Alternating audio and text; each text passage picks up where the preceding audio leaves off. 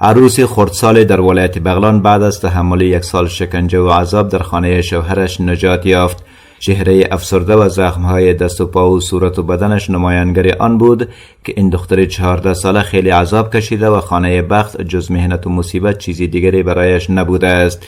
این دختر در حالی که دست و پاهایش از شدت زخمهای وارد شده بر بدنش پندیده بود گفت همیشه چنین عذاب می شده ولی برای حفظ آبروی دیگران حرفی به زبان نیاورده است. آبروی پدر که او را در سن 13 سالگی به زور به شوهر داد و آبروی شوهری که او را به چنین روزی رساند. او از این که چگونه به خانه بخت رفت میگوید میگه پدر به تو چیز نکرد، میگه تو کار صحیح نداری، کار صحیح نمیکنی.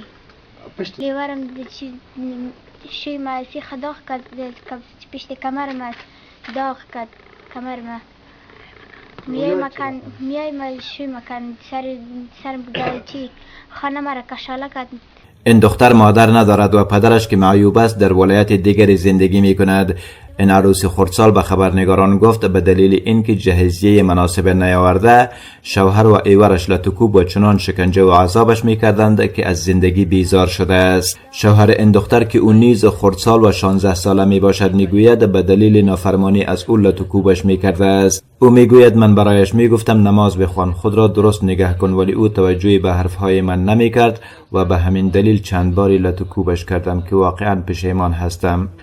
داد ما کالی درست نه پیژني چې د کالی دی که د ورور کالی دی نه کالی را ته پریمنتل هیڅ خبره نه منله سرغړونه کوله او د تروسه دا ماته داسې وایي چې داسې نه وایي چې دا انسان دی که خر دا بیخي هیڅ ماته ګوري نه دغه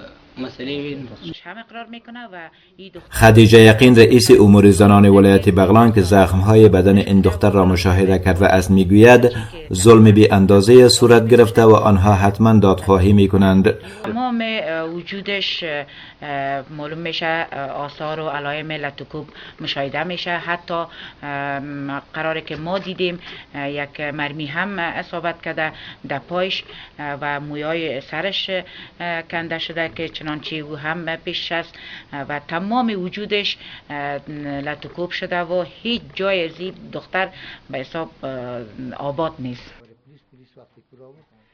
و جنرال نورحبیب گلبهاری قماندان امنیه ولایت بغلان میگوید پلیس این دختر را بر اساس اطلاع مردم محل نجات داده و شوهرش را نیز گرفتار کرده است. لطکوب و شکنجه دادن زنان در ولایت بغلان زیاد است ولی در 10 سال اخیر این دومین بار است که زن این گونه شکنجه و عذاب و خواهان جدایی از همسرش می شود. بشیر احمد غزالی، رادیوی آزادی، ولایت بغلان.